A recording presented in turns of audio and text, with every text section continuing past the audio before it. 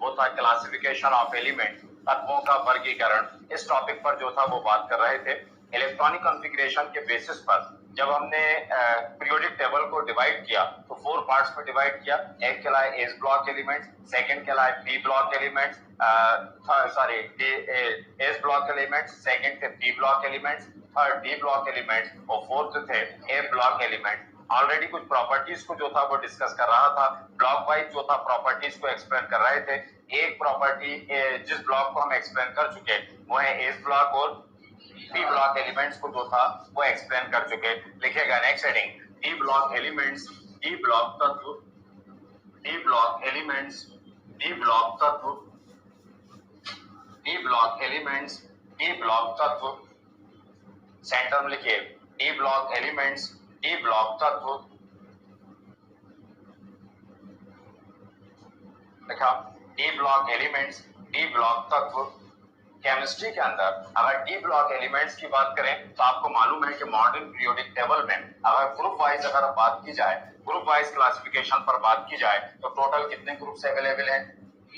18 group जो था वो अवेलेबल है। इसमें फर्स्ट और सेकंड ग्रुप जो था वो एस ब्लॉक एलिमेंट्स कहलाए। 13 टू 18th ग्रुप जो था वो पी ब्लॉक एलिमेंट्स है। और केमिस्ट्री के अंदर 3rd टू 12th ग्रुप जो है उसको केमिस्ट्री में कहा गया क्या? D block elements. केमिस्ट्री के अंदर जब एस ब्लॉक को पढ़ा जाता है तो टॉप टू बॉटम जो था वो स्टडी किया जाता है। पी ब्लॉक को जब स्टडी किया जाता है तो टॉप टू बॉटम जो था वो स्टडी किया जाता है। बेस ऊपर से नीचे की ओर उसकी पीरियोडिसिटी को जो था वो डिस्कस किया जाता है। टॉप टू बॉटम जो था वो बात की जाती है। लेकिन केमिस्ट्री के अंदर जो डी ब्लॉक एलिमेंट्स हैं कहां से कहां तक? 3rd to 12th। तो 3rd टू 12th ग्रुप के जो एलिमेंट्स हैं उनको कहा गया है डी ब्लॉक एलिमेंट्स। इस ग्रुप के किसी भी एलिमेंट्स को आप जब डिस्कस करेंगे, उसके इलेक्ट्रॉनिक कॉन्फ़िगरेशन पे बात करेंगे तो इन सब का लास्ट इलेक्ट्रॉन जो था वो डी ऑर्बिटल के अंदर एंटर होता है। इस कारण इनको क्या कहा गया? डी ब्लॉक एलिमेंट्स जो था वो कहा गया। कुछ एग्जांपल्स पे बात करूं जैसे स्कैंडियम, ये scandium atomic number 21, electronic configuration is 1s2 2s2 2p6 3s2 3p6 4s2 3d1। 3d पहले भी लिख सकते थे। तो लास्ट इलेक्ट्रॉन किसमें इंटर हुआ? 3d ऑर्बिटल के अंदर इंटर हुआ। क्योंकि ये d ऑर्बिटल के अंदर इंटर हुआ इसलिए इन्हें क्या कहा गया? डी ब्लॉक एलिमेंट जो था वो कहा गया। तो जैसे कोई पूरे पीरियोडिक टेबल में 3rd टू 12th ग्रुप का ऐसा कोई भी एलिमेंट जिसका लास्ट इलेक्ट्रॉन किसमें इंटर होता है? डी ऑर्बिटल के अंदर इंटर होता है, उन्हें केमिस्ट्री के अंदर क्या कहा गया? डी ब्लॉक एलिमेंट जो था, डी ब्लॉक तत्व जो था वो कहा गया। अब क्या क्या प्रॉपर्टीज है, कैसे स्टडी किया जाता है, एक एक पॉइंट जो था वो एक्सप्लेन करता जाऊंगा। पहले इतना लिखिएगा, in modern periodic table, English medium students लिखिएगा पहले, in modern periodic table, in modern periodic table, in modern periodic table, in modern periodic table, in modern periodic table, elements of, in modern periodic table, elements of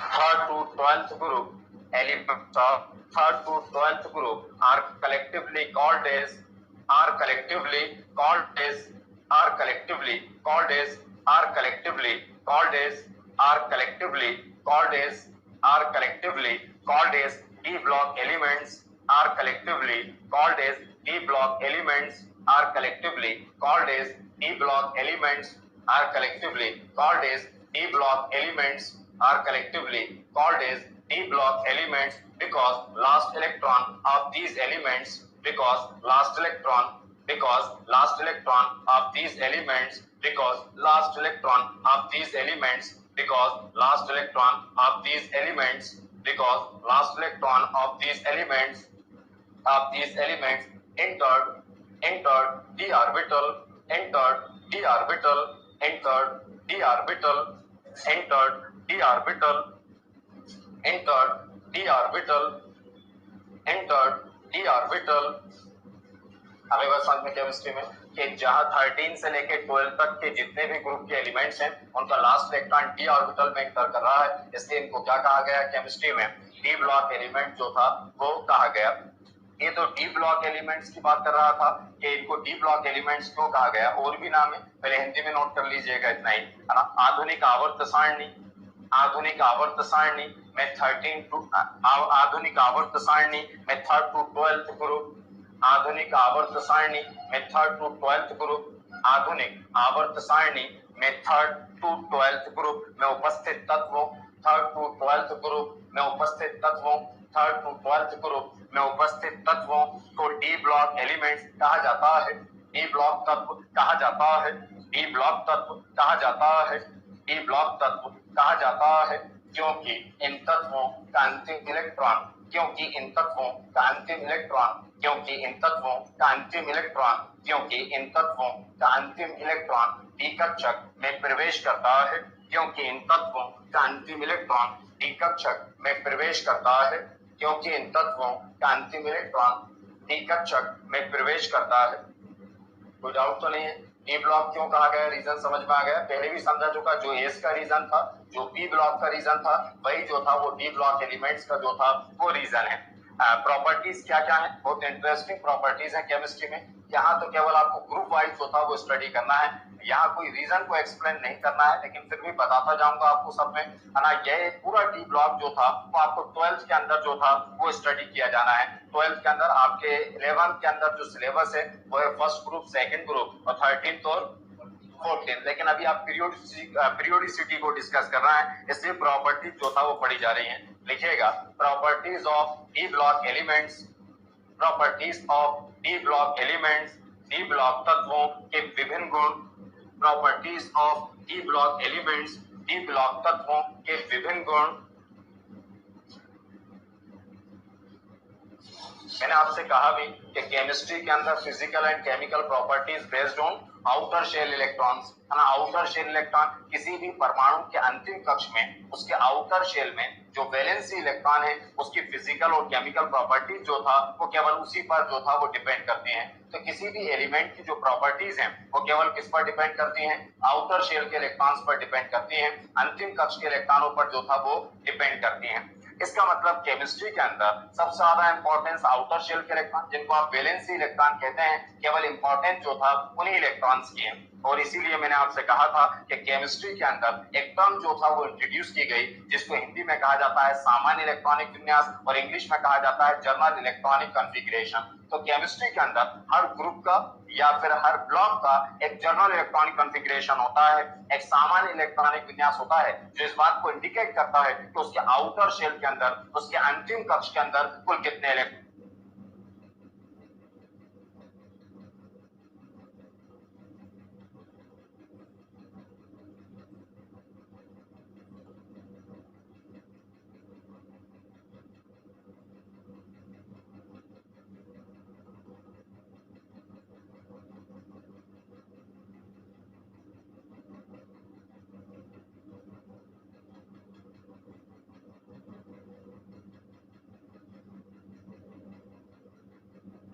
है 3। तो जो कुछ भी depend कर रहा है इस आउटर शेल के इलेक्ट्रॉनों पर डिपेंड कर रहा है, क्योंकि वो आउटर शेल ही जो था वो इनकम्प्लीट है, क्योंकि चेंजेस जो आता है, जो कुछ भी परिवर्तन होता है वो इसलिए तो इनकम्प्लीट है।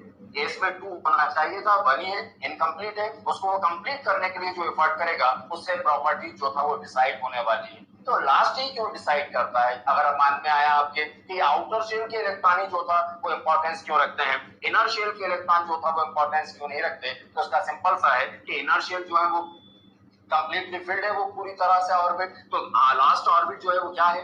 इनकम्प्लीट है। और उसको कंप्लीट करने के लिए जो एफर्ट किए गए उसी की वजह से जो था उसकी प्रॉपर्टी जो था वो डिसाइड हो रही है। आई बात समझ में यहाँ पर? तो इसका कौन सा शेल इनकम्प्लीट है?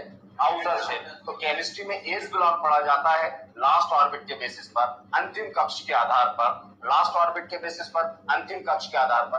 पी ब्लॉक की बात करें तो पी ब्लॉक के साथ भी यही है, chlorine atomic number 17, 1s2, 2s2, 2p6, 3s2, 3p5। ये था यहाँ पर। अंतिम लास्ट ऑर्बिट क्या है? 3, है ना। लास्ट ऑर्बिट क्या है? 3। एस में 2, पी में होना कितने चाहिए? 6, लेकिन है कितने? 5। तो ये भी इनकम्प्लीट है। मतलब एफर्ट किस बात के लिए? कि मैं कंप्लीट हो जाऊं, कंप्लीटली फिल्ड हो जाऊं, पूरी तरह से भर जाऊं। इसलिए जो एफर्ट करेगा वही केमिकल प्रॉपर्टीज या फिजिकल प्रॉपर्टीज जो था वो डिसाइड करेगा। मतलब एस ब्लॉक का कौन सा ऑर्बिट इनकम्प्लीट है? Last orbit. पी ब्लॉक का कौन सा ऑर्बिट इनकम्प्लीट है? है ना, लास्ट ऑर्बिट जो था वो इनकम्प्लीट है, केवल लास्ट ऑर्बिट, उससे पहले वाले इनर शेल जो था वो कंप्लीटली फिल्ड है।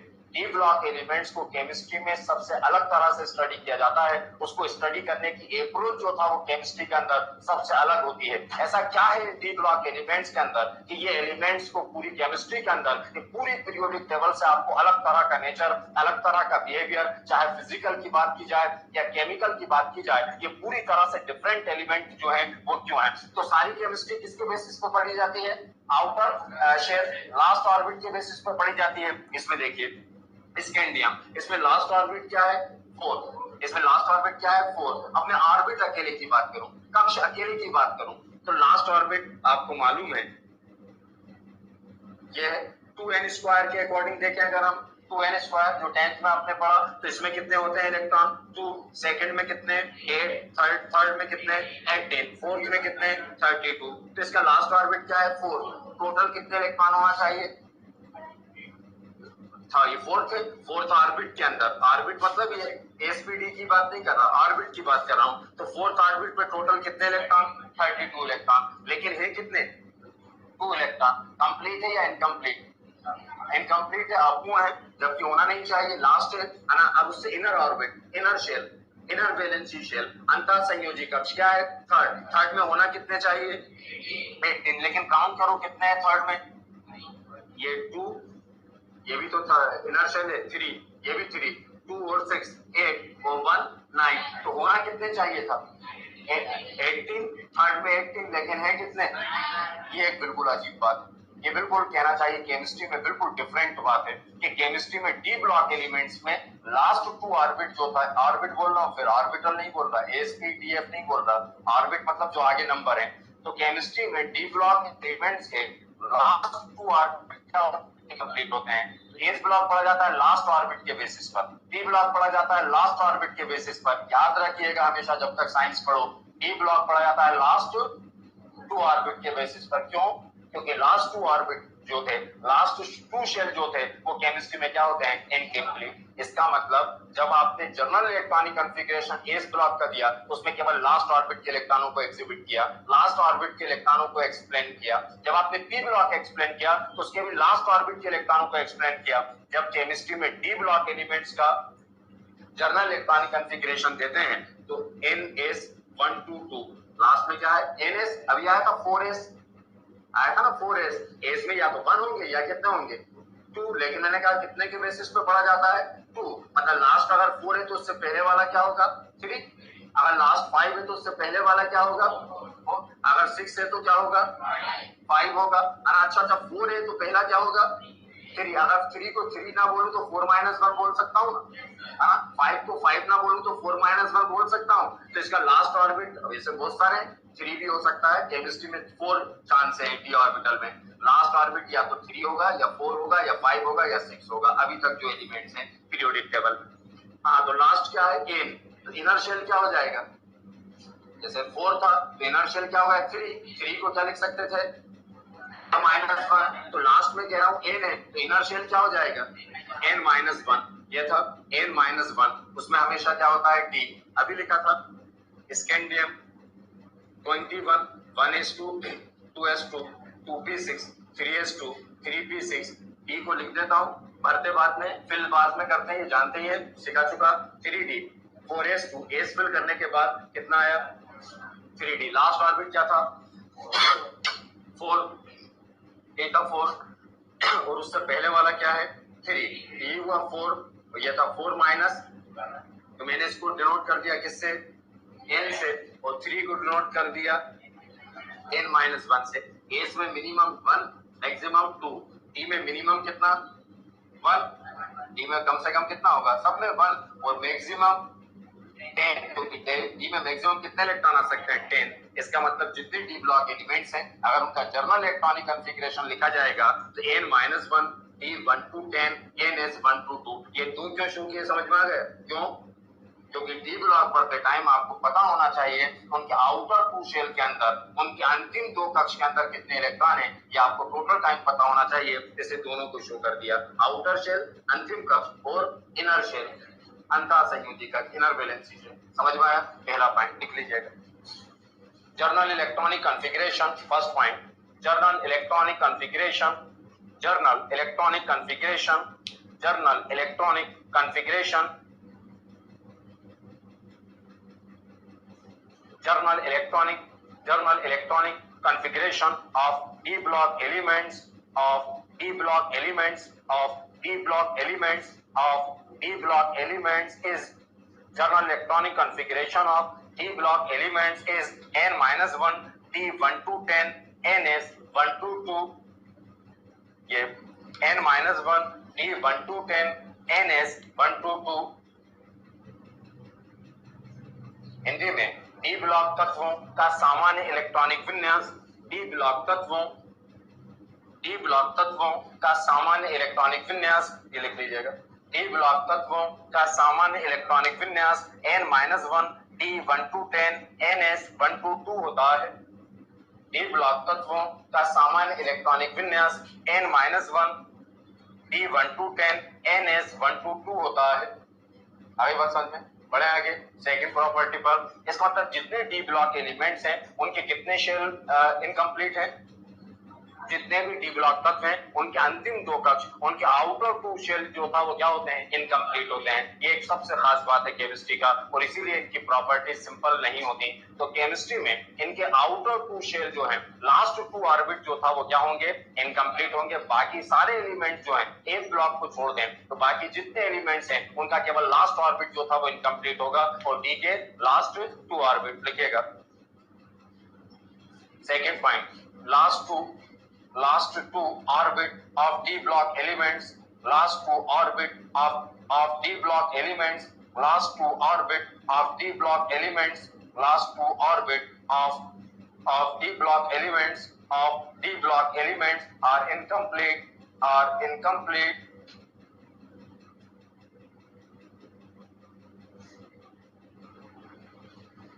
देखा क्या, last two orbit of D block elements are incomplete. Hindi में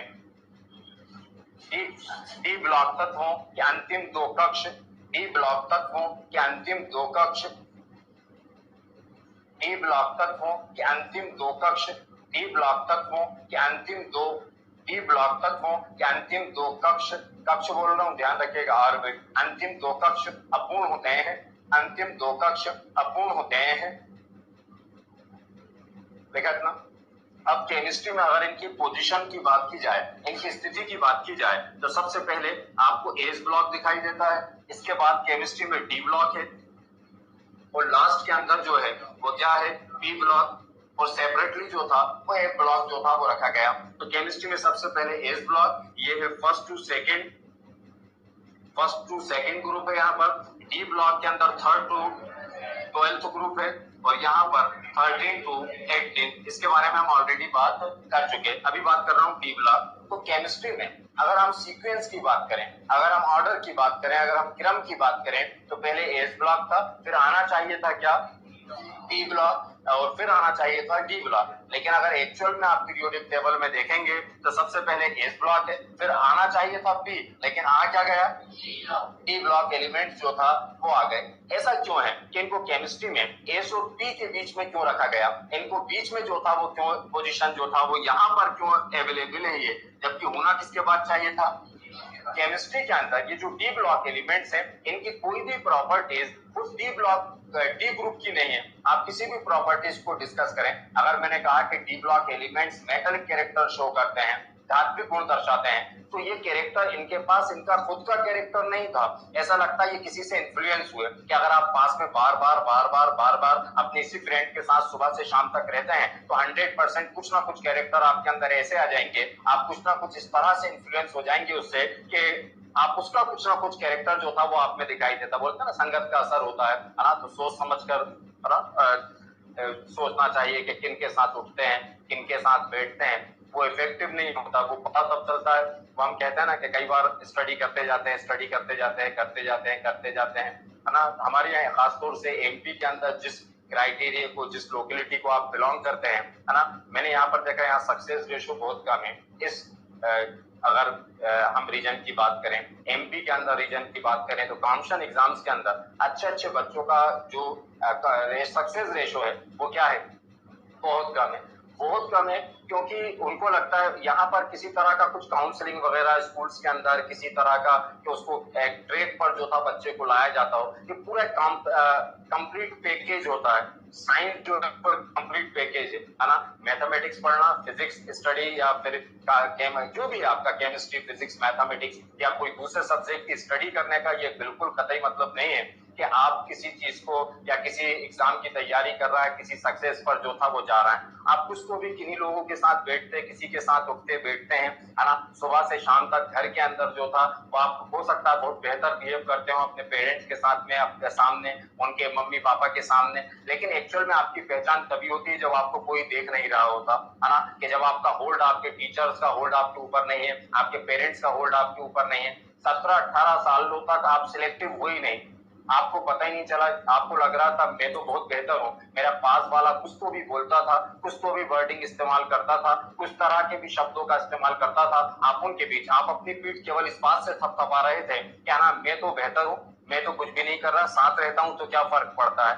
वो 17-18 साल पढ़ता है और पढ़ने के इंटरव्यू होता है कि नहीं, बड़े बड़े जितने एग्जाम होता है उसमें कंपलसरी इंटरव्यू कंपलसरी होता है। जो लेबर क्लास होती है आजकल उसके अंदर इंटरव्यू जो था वो कम कर दिया, हमें क्या फर्क पड़ता है, तू क्या अच्छा बोलता है, खराब बोलता है, लगाना तो झाड़ू ही तुझे, हरा तो गलत मत लीजिएगा गलत अर्थों में उसका, अगर कोई इस तरह के क्राइटेरिया को लो तो उसको अदरवाइज मत लीजिएगा मेरी बात को। तो वहां से इंटरव्यू जो था वो क्या कर दिए गए, खत्म कर दिए गए। एक क्लास सेकेंड से जो स्टार्ट होता है जो कुछ भी वहां पर आप 99% कोई एग्जाम क्रिएट करें, उसके बाद भी एग्जाम जो था वो कंपलसरी है, सॉरी इंटरव्यू जो था वो क्या है, कंपलसरी। अच्छा एक बात देखना, जब भी जितने बड़े एग्जाम्स के इंटरव्यू होते हैं सबसे पहला कॉमन क्वेश्चन क्या होता है, अपने बारे में बताइए।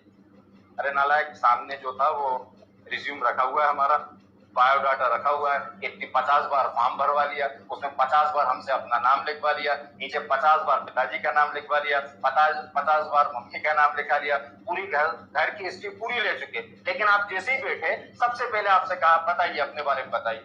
आप अपने बारे में क्या बताते हैं, नाम ही बताते हैं। आपको क्या लगता है वो आपके बारे में पूछ रहा है, नहीं, वो सामने वाला इतना केपेबल पर्सन है, उसको लाखों करोड़ों इसलिए दिए जा रहा है वो सामने कि जैसे ही आपने अपना नाम बताना शुरू किया, जैसे ही आपने अपने घर के बारे में बताना शुरू किया, तो वो जो 18-20 साल से अंदर गंदगी भर रखी थी ना, वो सारा उधेल देते उसके ऊपर, तो वो उतना ही समझ जाता है कि यार इससे आगे बात करना है या नहीं। तो वो आपको नहीं, वो आपकी टोन से समझना चाहते हैं कि आप क्या बोलना चाह रहा हो, किस अंदाज में बात करते हो, किन वर्डिंग्स का इस्तेमाल करते हो। नहीं तो क्या करेगा वो आपका नाम पूछकर, क्या करेगा आपकी डेट ऑफ बर्थ जो था वो पूछकर, क्वालिफिकेशन आपकी लिखी हुई है सामने, तो वो क्यों पूछा जाता है, वो इसलिए पूछा जाता है कि थोड़ी देर 5 मिनट 10 मिनट बंदे को दिए जाए, ये अपने बारे में बात करे, जैसे ही बाहर बात करेगा वर्डिंग्स आप जो भी यूज करते होगे, जो एक तरीका होगा वो आप जब यूज करते होगे तो उससे पता चल जाएगा कि आप कितनी डिप्थ रखते हैं, कितनी गहराई जोथा रखते हैं। इसलिए एक सबका जनरल एक कॉमन क्वेश्चन ये, वो आपके बारे में कुछ भी इंटरेस्ट नहीं है उसको, वो आपके बारे में जानता भी जो था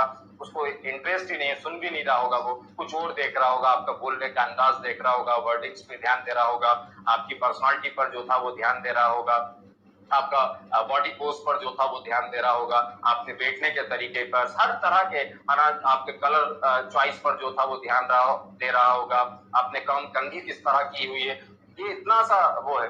आप अब जब बड़े, आप जिस तरह की स्टडी कर रहे हैं, बात निकली तो बता रहा हूँ, अब जिस तरह की स्टडी करी, आप में से बहुत सारे लोग सोशल मीडिया पे होंगे, तो इतने सिलेक्टिव रहो सोशल मीडिया पे भी, तो किस पोस्ट को लाइक करना है और किस पोस्ट को लाइक नहीं करना। आपको लगता है ये तो मेरे फ्रेंड की है, तो आंख बंद करके पट्टी बंदी रहती है, मतलब पता भी नहीं कि उसने क्या लिखा, कहीं वो फ्रेंड जो था वो हमारी पोस्ट को लाइक करना बंद ना कर दे, तो इसलिए लाइक करना जो था वो कंपलसरी है। आजकल जितनी बड़ी कंपनीज हैं, जब एफआई होती है आपकी, तो आपकी सोशल मीडिया अकाउंट की भी जो था वो एफआई की जाती है, उससे भी सारे इंडिया के बाहर अब सारा सिस्टम यही है, और धीरे धीरे यहाँ पर भी हो जाएगा। तो बहुत सिलेक्टिव होने की जो था जरूरत है। बात निकली, शायद करते नहीं है, इसलिए अचानक जो था वो ये कहना शुरू हुआ। तो मैं कह रहा था कि आप जिसके कांटेक्ट में रहते हैं उसका इम्पैक्ट जो था उस पर आ जाता है। और केमिस्ट्री में ये डी ब्लॉक की कोई भी प्रॉपर्टीज खुद की अपनी प्रॉपर्टीज नहीं थी, या तो ये कहां से आई, एस ब्लॉक से आई, या कहां से आई, डी ब्लॉक से जो था वो आई, अपना खुद का कैरेक्टर नहीं है। ऐसा लगता है ये ट्रांजिशनल हुई, ऐसा लगता है जो होता है ना कम्युनिकेबल डिसीज, संक्रामक रोग जो एक दूसरे के कांटेक्ट में आने से फैलते जाते हैं। तो बिल्कुल डी ब्लॉक एलिमेंट्स के जो प्रॉपर्टीज है वो कम्युनिकेबल है, जिसके लिए आप सिंपल वर्ड इस्तेमाल करते हैं कम्युनिकेबल, इसके लिए वर्ड इस्तेमाल किया ट्रांजिशनल, जो एक से दूसरे में जो था वो ट्रांसफर हो सकती हैं। तो डी ब्लॉक एलिमेंट्स जो है इनकी प्रॉपर्टीज क्या है? ट्रांजिशनल। ट्रांजिशनल का मतलब समझे, कहां से स्टार्ट होती है? एस से। एस में कोई एक कैरेक्टर था फर्स्ट ग्रुप में, वही कैरेक्टर सेकंड में चला गया और सेकंड से जब डी में गया तो पूरे डी ब्लॉक के अंदर स्प्रेड हो गया, पूरे डी ब्लॉक के अंदर जो था वो फैल गया। इसी तरह पी में कोई कैरेक्टर था, एक ग्रुप से दूसरे, दूसरे से तीसरे, तीसरे से फोर्थ, फिफ्थ, इस तरह ग्रुप में आते आते किसमें एंटर हुआ? डी में एक बार एंट्री ली और पूरे डी ब्लॉक के अंदर जो था वो स्प्रेड हो गया। तो केमिस्ट्री में कहते हैं कि physical and chemical properties of D block elements are transitional between S and D block. के डी ब्लॉक तत्वों के विभिन्न गुण एस और डी ब्लॉक के बीच ट्रांजिशनल है, संक्रामी है। संक्रामी का मतलब समझ गया ना, ट्रांजिशनल का मतलब समझ गया, कम्युनिकेबल। संक्रामी, संक्रामक, एक दूसरे के कांटेक्ट में आने से फैल रहे हैं, इसलिए केमिस्ट्री में डी ब्लॉक एलिमेंट्स का एक नया नाम रख दिया गया, ट्रांजिशनल एलिमेंट्स। तो डी ब्लॉक एलिमेंट्स को क्यों कहा गया? क्या कहा? Transitional elements. क्यों? क्योंकि प्रॉपर्टीज किसके बीच में? एस और पी के बीच में जो था वो ट्रांजिशनल है, इसलिए इसको क्या कहा गया? ट्रांजिशनल एलिमेंट जो था वो कहा गया। देखिएगा, D block elements also regarded as, D block elements also regarded as, D block elements also regarded as. D block में डी ऑर्बिटल को रिप्रेजेंट करता है। हम जब भी डी लिखते हैं स्मॉल ही जो था वो लिखाएगा। तो डी ब्लॉक जब हम बोल रहे हैं तो यहाँ डी किसको बताता है? ऑर्बिटल को बताता है। और ऑर्बिटल जब भी लिखाएंगे एस पी डी एफ, वो स्मॉल के अंदर ही जो था वो लिखाएंगे, है ना, ये ध्यान रखिएगा। D block elements also regarded as, also regarded as transition elements, transition elements, transition elements, transition elements, transition elements, transition elements, because physical and chemical, because physical and chemical, because physical and chemical, because physical and chemical, because physical and chemical, because physical and chemical properties are, because physical and chemical properties are, because physical and chemical properties are transitional, because physical and chemical properties are transitional between S and P block, transitional between S and P block, physical and chemical properties transitional between S and P block। Hindi में D block तत्वों को संक्रमण तत्व भी कहा जाता है। D block तत्वों को संक्रमण तत्व भी कहा जाता है। डी ब्लॉक तत्वों को संक्रमण तत्व भी कहा जाता है। डी ब्लॉक तत्वों को संक्रमण तत्व भी कहा जाता है, क्योंकि इन तत्वों के विभिन्न गुण एस एवं पी ब्लॉक के मध्य संक्रामी होते हैं। डी ब्लॉक तत्वों को संक्रमण तत्व भी कहा जाता है, क्योंकि इन तत्वों के विभिन्न गुण एस एवं पी ब्लॉक के मध्य संक्रामी होते हैं, क्योंकि इन तत्वों के विभिन्न गुण एस एवं पी ब्लॉक के मध्य संक्रामी होते हैं। तो रीजन समझ में आ गया। इनको ट्रांजिशनल जो था वो क्यों कहा गया? क्योंकि प्रॉपर्टीज एस और पी के बीच में क्या है? ट्रांजिशनल। अब केमिस्ट्री के अंदर कई बार कॉम्पिटिशन एग्जाम के अंदर बहुत सारे डी ब्लॉक एलिमेंट्स दिए जाते हैं और वहां पर कोई, अब आपने ये मान लिया कि सारे डी ब्लॉक एलिमेंट जो हैं वो क्या है? Transitional elements. सारे के सारे डी ब्लॉक तत्व जो हैं वो संक्रमण तत्व हैं, लेकिन इसकी एक कंडीशन जो था वो केमिस्ट्री के अंदर रख दी गई। और केमिस्ट्री के अंदर वो कंडीशन ये है कि हर डी ब्लॉक एलिमेंट जो है वो ट्रांजिशन एलिमेंट्स नहीं है ना, लेकिन ऐसा कहा जाता है कि हर ट्रांजिशन एलिमेंट्स जो है वो डी ब्लॉक एलिमेंट्स। समझ में आया? हर डी ब्लॉक एलिमेंट्स संक्रमण तत्व नहीं है, हर D block elements transition elements नहीं है, लेकिन हर transition elements D block elements है। मतलब कुछ गड़बड़ दिख रही है बात के अंदर, है ना? कि हम क्या कह रहे हैं कि ट्रांजिशन अगर मैंने कहा तो वो क्या होगा? D block. लेकिन डी ब्लॉक कहा तो ये कोई कंपलसरी नहीं कि वो ट्रांजिशन एलिमेंट्स हो, वो संक्रमण तत्व हो। उसकी एक सिंपल सी छोटी सी कंडीशन ये है कि डी ऑर्बिटल इनकम्प्लीट होना चाहिए। केमिस्ट्री कहती है डी होने से ट्रांजिशन नहीं होंगे, डी ब्लॉक में होने से जो था वो संक्रमण नहीं होंगे। क्या होना चाहिए? D orbital. अब ऑर्बिट की बात नहीं कर रहा, क्या कह रहा हूं? ऑर्बिटल, कि जिसका डी ऑर्बिटल इनकम्प्लीट होगा डी कक्षा का पूर्ण होगा, जिसके डी में 10 नहीं होंगे, केवल उनको केमिस्ट्री के अंदर क्या माना जाएगा, डी ब्लॉक ट्रांजिशन एलिमेंट्स जो था वो माना जाएगा। जिनका डी ऑर्बिटल कंप्लीटली फिल्ड होगा वो डी ब्लॉक तो हो सकते हैं, लेकिन क्या नहीं होंगे, ट्रांजिशन एलिमेंट्स जो था वो नहीं होंगे। लिखिएगा नेक्स्ट पॉइंट,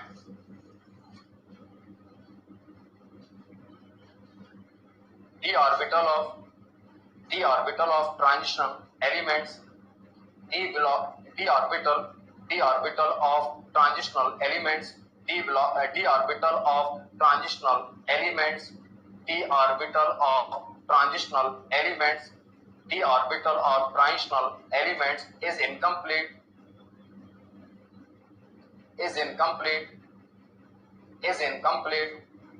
संक्रमण तत्वों का डी कक्षक अपूर्ण होता है।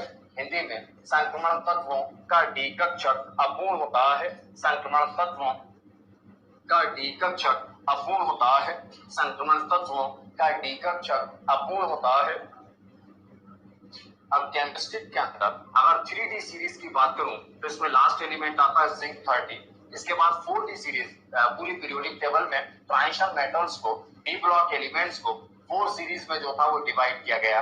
मैंने आपसे कहा था S block top to bottom study किया जाएगा, D block top to bottom study किया जाएगा, ग्रुप वाइज स्टडी किया जाएगा, लेकिन जो डी ब्लॉक एलिमेंट्स है वो लेफ्ट टू राइट स्टडी किया जाता है। इनको 4 सीरीज में जो था वो डिवाइड किया गया, एक 3D सीरीज, दूसरा 4D सीरीज, 5D सीरीज और 6D सीरीज। 3D सीरीज उन्हें कह दिया जिनका लास्ट इलेक्ट्रॉन 3D में एंटर हो रहा था, 4D में 4D सीरीज, 5D में एंटर होगा 5D सीरीज और 6 में एंटर होगा 6D सीरीज। तो कितनी सीरीज है, 4, है ना। तो ये 4 सीरीज थी, इनको first transition, second, third, fourth, ऐसा ये भी जो था वो कहा जाता है।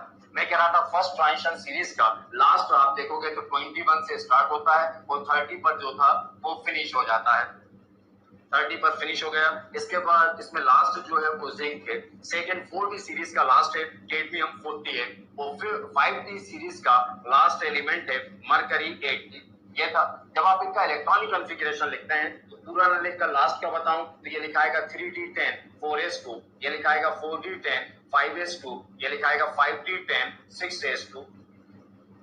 तो ये जिंक जो है इसका लास्ट ऑर्बिट का जो इलेक्ट्रॉन होगा लास्ट 2 उसका, तो वो 3D10 4s2, 4D10 5s2, इनका 5D10 6s2। अब इन तीनों का केवल जर्नल इलेक्ट्रॉनिक कॉन्फ़िगरेशन लिखूं तो सबके आउटर शेल, सबके लास्ट शेल में देखो s2 है, इसको मैं n से डिनोट करूं तो ns2। इनर शेल को किससे बताऊं, n-1, d में सब में कितने हैं 10। केवल 3 एलिमेंट्स का, किसका, जिंक, कैडमियम और मरकरी, इन तीन का अगर बात करूं तो इनका जर्नल इलेक्ट्रॉनिक कॉन्फ़िगरेशन है n-1 d10 ns2। मतलब d ऑर्बिटल देखो कंप्लीटली फिल्ड है, पूरी तरह से भरा हुआ है, और पूरी तरह से भरा हुआ है और लास्ट इलेक्ट्रॉन डी में जा रहा था, तो ये डी ब्लॉक तो है लेकिन क्या नहीं है, ट्रांजिशन एलिमेंट्स नहीं है, क्योंकि इनका D orbital n-1 D orbital completely filled है। तो केमिस्ट्री में जिंक, कैडमियम और मरकरी ये 3 एलिमेंट्स डी ब्लॉक एलिमेंट्स हैं, लेकिन इनको फिर भी ट्रांजिशन, इनको फिर भी संक्रमण तत्व नहीं माना जाता, क्योंकि इनका डी ऑर्बिटल जो था वो कंप्लीटली फिल्ड है। लिखिएगा नेक्स्ट है, देखिएगा journal electronic configuration, journal electronic configuration, journal electronic configuration, journal electronic configuration, journal electronic configuration of zinc 30, कैसे लिखेगा एटॉमिक नंबर के साथ में, journal electronic configuration of zinc 30, zinc 30, zinc 30, zinc 30, cadmium 48, cadmium 48, cadmium 48 and mercury 80, and mercury 80, and mercury 80 is n-1 d10 ns2 is n-1 d10 ns2 is n-1 d10 ns2 n- उसी के आगे लिखिए n-1 d orbital n-1 n-1 d orbital d orbital n-1 d orbital of these elements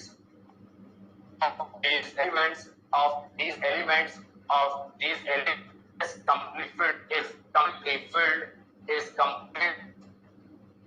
is completely filled. Therefore, these therefore these ele- these D block elements therefore these D block elements therefore these D block elements because therefore these D block elements are not considered. Therefore, these D block elements are not considered as transition elements. Are not considered as transition elements. Are not considered as transition elements. Are not considered as transition elements.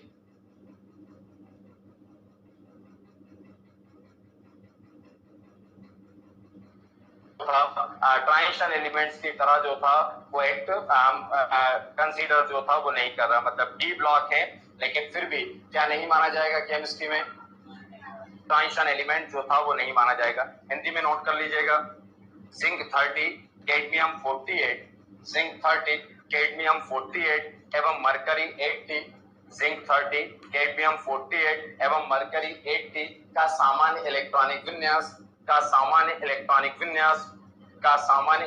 विन्यास n-1 d10 n-1 d10 n-1 d10 NH2 होता है, n-1 d10 NH2 होता है, n-1 d10 NH2 होता है। चूंकि इन तत्वों का डी कक्षक पूर्ण रूप से भरा होता है, चूंकि इन तत्वों का डी कक्षक पूर्ण रूप से भरा होता है, चूंकि इन तत्वों का डी कक्षक पूर्ण रूप से भरा होता है, इस कारण इन्हें संक्रमण तत्व नहीं माना जाता है। इस कारण इन्हें संक्रमण तत्व नहीं माना जाता है। इस कारण इन्हें संक्रमण तत्व नहीं माना जाता है। इस कारण इन्हें संक्रमण तत्व नहीं माना जाता है। यह था।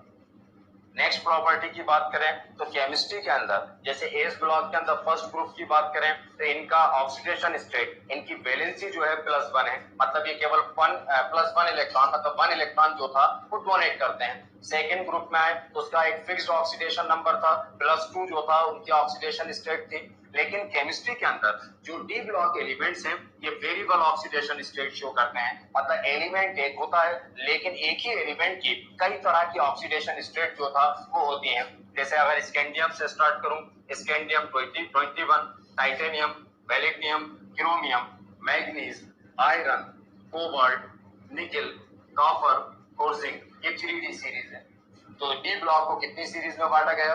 4 सीरीज में। ये मैंने कौन से लिखे? 3D। अगर आपके क्वेश्चन बनेगा तो 3D पर ही जो था वो क्वेश्चन बनेगा। आपको 1 to 30 कमांड करना चाहिए एटॉमिक नंबर पे। ये था 21, 22, 23, 24, 25, 26, 27, 28, ये 30, ये 3D सीरीज, ये इसका एटॉमिक नंबर। अब जैसे स्कैंडियम लिखूं, इसका इलेक्ट्रॉनिक कॉन्फ़िगरेशन लिखूं तो 3d1 4s2, लास्ट 2 ऑर्बिट के बेसिस पे पढ़ा जाता है, तो ये लास्ट 2 ऑर्बिट का लिखा मैंने 3d1 4s2। आपने कहा कितने इनकम्प्लीट ऑर्बिट है? लास्ट 2 ऑर्बिट इनकम्प्लीट है। डी ब्लॉक के अंदर ये डी में कितने सब शेल होते हैं? 5 एस। हमेशा केमिस्ट्री में कोई डी ब्लॉक एलिमेंट्स की ऑक्सीडेशन स्टेट आपको डिसाइड करना हो केमिस्ट्री में, कि वो किस तरह से डिसाइड की जाएगी कि वो एलिमेंट कौन कौन सा ऑक्सीडेशन स्टेट, कौन कौन सी वैलेंसी शो करता है, वो जो था वो बता रहा हूं। आपने उसका इलेक्ट्रॉनिक कॉन्फ़िगरेशन देखा, लास्ट 2 ऑर्बिट देखा डी का और उसका आउटर शेल का। अब एस में कितने थे? 2 इलेक्ट्रॉन, डी में क्या है? 1। केमिस्ट्री में जो फिक्स्ड ऑक्सीडेशन स्टेट है डी ऑर्बिटल की, वो ये कि एस में जितने इलेक्ट्रॉन हैं वो 100% डोनेट हो जाते हैं, क्योंकि वो आउटर शेल है। आउटर शेल है, न्यूक्लियस से दूर है, न्यूक्लियस से दूर है तो जो न्यूक्लियस से जो फोर्स ऑफ अट्रैक्शन होगा वो थोड़ा सा वीक होगा तो आउटर शेल के इलेक्ट्रॉन आसानी से जो था वो डोनेट कर देते हैं। तो हमेशा जब डिसाइड करना हो उनकी वैलेंसी तो एस में जितने इलेक्ट्रॉन होता है वो 100% डोनेट करता है। स्कैंडियम में कितने इलेक्ट्रॉन है? तो ये 2 इलेक्ट्रॉन तो डोनेट करेगा ही, है ना। तो ये एक ऑक्सीडेशन स्टेट कितनी हो गई? +2। अब स्कैंडियम में डी में कितना है? 1। अब हमेशा याद रखिए केमिस्ट्री पढ़ते टाइम डी ऑर्बिटल के अंदर केवल वही इलेक्ट्रॉन जो था वो डोनेट होते हैं जो अनपेयर्ड हो।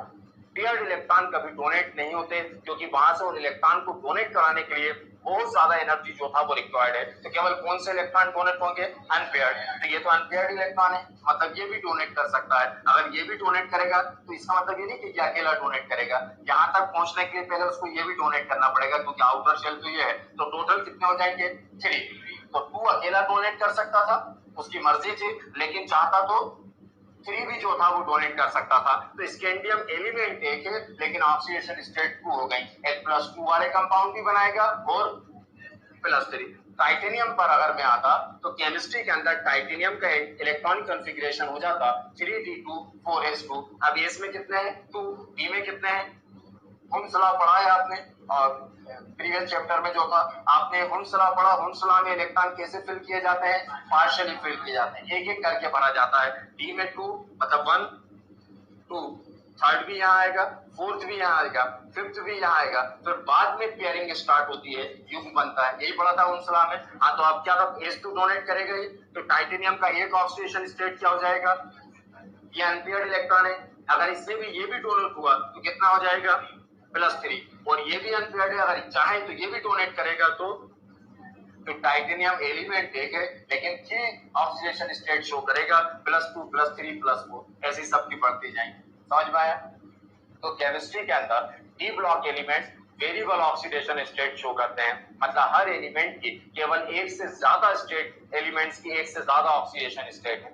यहाँ पर केमिस्ट्री में है ना, आपसे अभी एक बात कही थी कि जिंक, कैडमियम और मरकरी ट्रांजिशन एलिमेंट्स की तरह कंसीडर नहीं किए जाते। इसका मतलब ये वेरिएबल ऑक्सीडेशन स्टेट शो नहीं करेंगे, क्योंकि वेरिएबल वो तब शो कर रहा है जब वो डी इनकम्प्लीट है। अगर उनका डी पूरी तरह से भरा है, मतलब 10 फिल है, 10 है, तो इसमें पेयरिंग करेंगे तो पेयर्ड इलेक्ट्रॉन हो जाएंगे, और पेयर्ड इलेक्ट्रॉन डोनेट नहीं होते डी के, है ना, इसका मतलब ये शो नहीं करेगा। तो जिंक अकेला एलिमेंट जो है वो केवल +2 ऑक्सीडेशन स्टेट शो करता है, वो वेरिएबल वैलेंसी शो नहीं करता। क्यों? क्योंकि इनका 3d ऑर्बिटल कंप्लीटली फिल्ड है, जिंक 3।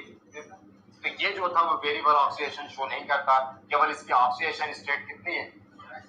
+2। जैसे आयरन, आयरन इसका इलेक्ट्रॉनिक कॉन्फ़िगरेशन 3d6 4s2, तो डी में कितने? 2। देखो सॉरी, एस में कितने? 2। डी में कितने? पहले कैसे इंटर होगा? 1 by 1, 1 2 3 4 5, तो ये पेयरिंग। अब बताइए पहली ऑक्सीडेशन स्टेट अगर मैं आपसे कहता कि कैलकुलेट कर बताओ कि आयरन कौन कौन सी, तो क्या होता? +2, फिर +3, फिर +4, +5, +6, 7 होती क्या? नहीं, क्योंकि ये क्या है? पेयर। इसका मतलब आयरन के इतने सारे कंपाउंड इसलिए अवेलेबल हैं क्योंकि अब आयरन की वैलेंसी एक नहीं है, +2 वाला कंपाउंड भी है, +3 वाला भी, +4 वाला भी, +5 और +6। कैसे आप आ गए ना समझ में? आपको 12th में तो यही स्टडी करना है मैं, लेकिन तरीका बता रहा था कैसे आप डिटरमाइन करते हैं, कैसे पता लगाते हैं कि उसकी वैलेंसी जो था वो क्या होगी। तो इसका जितने इलेक्ट्रॉन हो और डी के केवल कौन से? अनपेयर्ड। मुझे तो एक ही बात आपको लिखना है, समझाना था कि क्या, तो डी ब्लॉक एलिमेंट जो है वो वेरिएबल ऑक्सीडेशन स्टेट शो करते हैं। हर एलिमेंट्स की एक से ज्यादा ऑक्सीडेशन स्टेट है, किसकी नहीं है? जिंक और कैडमियम और मरकरी, तीनों जो था वेरिएबल ऑक्सीडेशन स्टेट शो नहीं करते। देखिएगा next point, transition elements, transition elements, transition elements, transition elements exhibit, transition elements exhibit, transition elements exhibit variable oxidation state, variable oxidation state, transition elements exhibit variable oxidation state, variable oxidation state, variable oxidation state, variable oxidation state।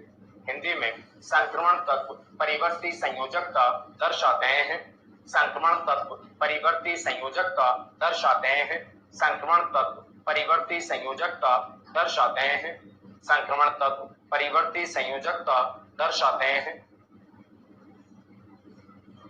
देखा next है zinc 30, zinc 30 Zn30 इस तरह, zinc 30, zinc 30।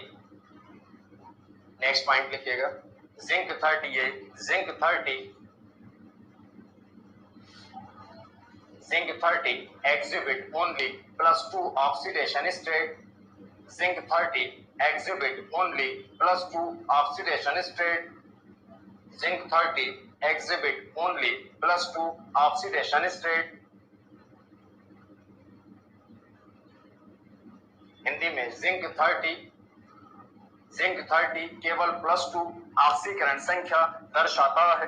Zinc 30 केवल +2 ऑक्सीकरण संख्या दर्शाता है। Zinc 30 केवल +2 ऑक्सीकरण संख्या दर्शाता है। अगर डी ब्लॉक एलिमेंट्स की बात करें, अगर इनके मेल्टिंग और बॉइलिंग पॉइंट को आप पी ब्लॉक से कंपेयर करें कि मेल्टिंग पॉइंट किसके ज्यादा होंगे, एस ब्लॉक एलिमेंट्स और पी ब्लॉक एलिमेंट से कंपेयर करें तो पीरियोडिक टेबल में सबसे ज्यादा मेल्टिंग और बॉइलिंग पॉइंट जो है वो क्वथनांक और गलनांक जो है वो किसके हाई है, डी ब्लॉक एलिमेंट्स के जो था वो हाई है। जब केमिस्ट्री में एस ब्लॉक ये मेल्टिंग और बॉइलिंग पॉइंट किस पर डिपेंड करता है, उसकी बॉन्ड कैपेसिटी पर, उसकी बाइंडिंग कैपेसिटी पर, उसकी बंधन क्षमता पर कि वो एलिमेंट कौन सा बॉन्ड फॉर्म करता है, उस बॉन्ड का नेचर क्या है, उस वो डिसाइड करता है कि उसकी मेल्टिंग और बॉइलिंग पॉइंट जो था वो क्या रहने वाले हैं। एस ब्लॉक के अंदर आउटर शेल केवल पार्टिसिपेट करेगा, बॉन्ड फॉर्मेशन के अंदर बंध बनाने में केवल कौन से इलेक्ट्रॉन पार्टिसिपेट करते हैं, आउटर शेल, वैलेंसी शेल, अंतिम कक्ष के इलेक्ट्रॉन ही जो था वो पार्टिसिपेट करते हैं। तो एस ब्लॉक का एक ही आउटर शेल है केवल, उसमें जितने इलेक्ट्रॉन होंगे वो बॉन्ड बनाएंगे और केवल सिंगल बॉन्ड बनाते हैं, कोई भी एक तरह का बॉन्ड बनाएंगे। जितने जितने एस ब्लॉक एलिमेंट्स हैं वो आयनिक बॉन्ड बनाएंगे। तो जितने एस ब्लॉक एलिमेंट्स हैं क्या बनाते हैं, आयनिक बॉन्ड बनाते हैं। अगर पी ब्लॉक और एस ब्लॉक मिलते हैं है ना, तो वो आयनिक बॉन्ड बना रहे होते हैं। जब पी ब्लॉक अकेले के एलिमेंट्स होते हैं तो वो हमेशा केमिस्ट्री में कोवेलेंट बॉन्ड फॉर्म करते हैं। तो एस ब्लॉक एलिमेंट्स क्या बनाते हैं, ionic bond, P block elements क्या बनाते हैं, कोवेलेंट बॉन्ड, लेकिन अकेले पी होंगे। और जब पी एस के साथ मिलता है तो क्या बनाता है, आयनिक बॉन्ड बनाता है, लेकिन बनेगा कोई है, पी या तो आयनिक बॉन्ड बनाएंगे या कोवेलेंट बॉन्ड बनाएंगे, से संयोजी या आयनिक बॉन्ड, लेकिन एस ब्लॉक केवल क्या बनाएंगे, आयनिक बॉन्ड जो था वो फॉर्म करेंगे इलेक्ट्रॉनों के ट्रांसफर। अब केमिस्ट्री के अंदर डी ब्लॉक में फिर एक इंटरेस्टिंग बात है कि एलिमेंट कोई एक है, जैसे अभी जिसकी बात कर रहा था स्कैंडियम या आयरन, जिस जो भी लिखना हो आपको केमिस्ट्री के अंदर, डी इसके कितने n-1 d 1 to 10 और n is 1 to 2 ये था। तो केमिस्ट्री के अंदर जब डी ब्लॉक एलिमेंट्स की बात आती है तो डी ब्लॉक एलिमेंट्स के अंदर केमिस्ट्री में D block element, transition elements two types of bond form करते हैं। एलिमेंट्स एक है, एस ब्लॉक एलिमेंट एक ही बॉन्ड बनाएगा, single bond. D block element single element single bond form करेगा। D block elements element single है, एटम सिंगल है, लेकिन बॉन्ड कितने फॉर्म करेगा, तो ये आउटर शेल के इलेक्ट्रॉन जो है, ns ऑर्बिटल के जो इलेक्ट्रॉन है ये मेटालिक बॉन्ड फॉर्म करते हैं। कितने, कौन सा, मेटालिक बॉन्ड है ना। मेटालिक बॉन्ड केवल 6 टाइप्स ऑफ फोर्स पर बात की जाती है साइंस में, अब नेक्स्ट चैप्टर में बात करेंगे। Ionic bond, covalent bond, coordinate bond, metallic bond, hydrogen bond और वैन डर वाल्स फोर्स। ये है, बाकी आप जो कुछ बोलते हैं वो कुछ और होता है ना, लेकिन बॉन्ड नहीं होता। तो केमिस्ट्री में जिसको फोर्स कहते हो, जिसको फोर्स ऑफ अट्रैक्शन कहते हो, जिसको आकर्षण कहते हो, ये केवल 6 है। एक आयनिक बॉन्ड, दूसरा कोवेलेंट से संयोजी, तीसरा कोऑर्डिनेट उससे संयोजी, फोर्थ हाइड्रोजन बंध, fifth van der Waals force और सिक्स्थ जो था मेटालिक बॉन्ड। तो केमिस्ट्री में जो डी ब्लॉक एलिमेंट्स है उसका ये ns ऑर्बिटल कौन सा बॉन्ड बनाता है, मेटालिक बॉन्ड जो था बनाता है, धात्विक बंध बनाता है। और ये n-1 d ऑर्बिटल जो है ये कोवेलेंट बॉन्ड जो था फॉर्म करता है। तो एलिमेंट एक था लेकिन बॉन्ड कितने बनाए, तो अब उस बॉन्ड को ब्रेक करने के लिए एनर्जी भी ज्यादा रिक्वायर्ड होगी, इसलिए मेल्टिंग और बॉइलिंग पॉइंट भी बहुत हाई होते हैं। तो जितने भी ट्रांजिशन एलिमेंट्स हैं, डी ब्लॉक एलिमेंट्स हैं, इनके मेल्टिंग और बॉइलिंग पॉइंट बहुत हाई होते हैं। रीजन ये क्योंकि 2 बॉन्ड फॉर्म करते हैं, एक मेटालिक बॉन्ड और दूसरा कोवेलेंट बॉन्ड। 2 तरह के बॉन्ड होने की वजह से, 2 टाइप्स ऑफ बॉन्ड अवेलेबल होने की वजह से इनकी बाइंडिंग एनर्जी, इनकी बंधन ऊर्जा बहुत हाई होती है। और जिनकी भी केमिस्ट्री में बाइंडिंग एनर्जी हाई होती है उनके मेल्टिंग और बॉइलिंग पॉइंट जो था वो क्या माने गए, हाई जो था वो माने गए। लिखिएगा melting and boiling point, melting and boiling point,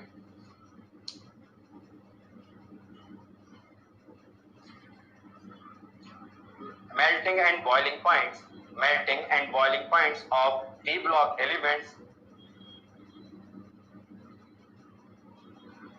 melting and boiling points of d block elements, melting and boiling points of d block elements melting and boiling point of d block elements are very high, are very high, are very high, are very high, are very high because these elements have great tendency, because these elements have great tendency, because these elements have great tendency, because these elements have great tendency to form following bonds, to form following bonds, to form following bond. First point लिखना, उसके नीचे first point लिखें. First है electrons of ns orbital, electrons of ns orbital, electrons of ns orbital, electrons of ns orbital, electrons of ns orbital, देखा, electrons of ns orbital for metallic bond, for metallic bond, for metallic bond, for metallic bond, for metallic bond. Second point note करिएगा, electrons of n-1d orbital, electrons of n-1d orbital, electrons of n-1d orbital, electrons of n-1d orbital, electrons of n-1d orbital for covalent bond, for covalent bond, for covalent bond, for covalent bond. समझ में आ गया? तो हमेशा D block के अंदर NS कौन से bond बनाएंगे? मेटालिक बॉन्ड, और n-1d कोवेलेंट बॉन्ड. लिखिएगा, हिंदी में नोट करिएगा, डी ब्लॉक तत्वों के क्वथनांक एवं गलनांक, डी ब्लॉक तत्वों के क्वथनांक एवं गलनांक, डी ब्लॉक तत्वों के क्वथनांक एवं गलनांक कुछ होते हैं, क्वथनांक एवं गलनांक कुछ होते हैं, क्योंकि यह निम्न दो प्रकार के बंधों, क्योंकि यह निम्न दो प्रकार के बंधों का निर्माण करते हैं, क्योंकि यह निम्न दो प्रकार के बंधों का निर्माण करते हैं, क्योंकि यह निम्न दो प्रकार के बंधों का निर्माण करते हैं. फर्स्ट पॉइंट, NS कक्षक के इलेक्ट्रॉन, उसके नीचे फर्स्ट पॉइंट, NS कक्षक के इलेक्ट्रॉन धात्विक बंध का निर्माण करते हैं, NS कक्षक के इलेक्ट्रॉन धात्विक बंध का निर्माण करते हैं, NS कक्षक के इलेक्ट्रॉन धात्विक बंध का निर्माण करते हैं, NS कक्षक के इलेक्ट्रॉन धात्विक बंध का निर्माण करते हैं.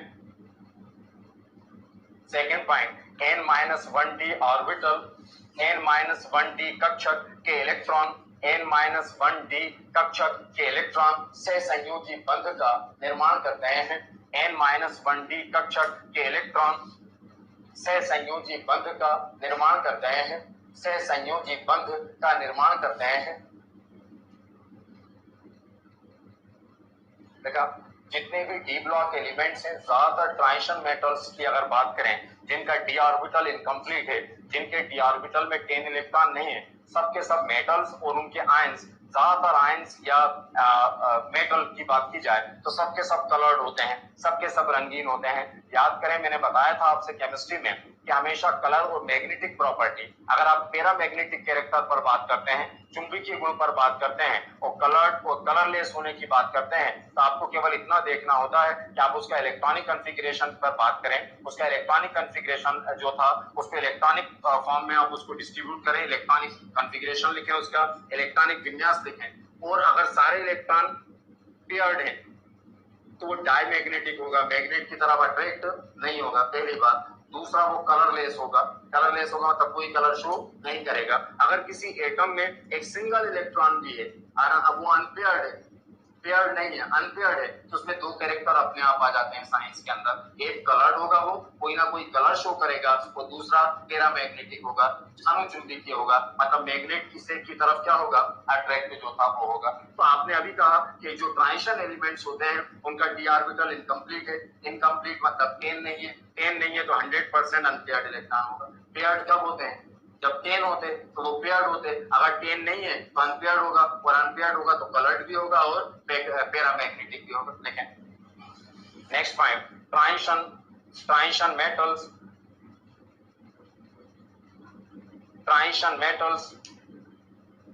transition metals and their ions, transition metals and their ions, transition metals and their ions, transition metals and their ions, and their ions are colored, are colored, are colored, are colored, are colored because the orbital contain, because the orbital contain, because the orbital contain unpaired electron, because the orbital contain unpaired electron, because the orbital contain unpaired electron, because the orbital contain unpaired electron। Reason भी बता दिया, coloured क्यों है, क्योंकि उसमें कौन से electron है, अनपेयर्ड इलेक्ट्रॉन।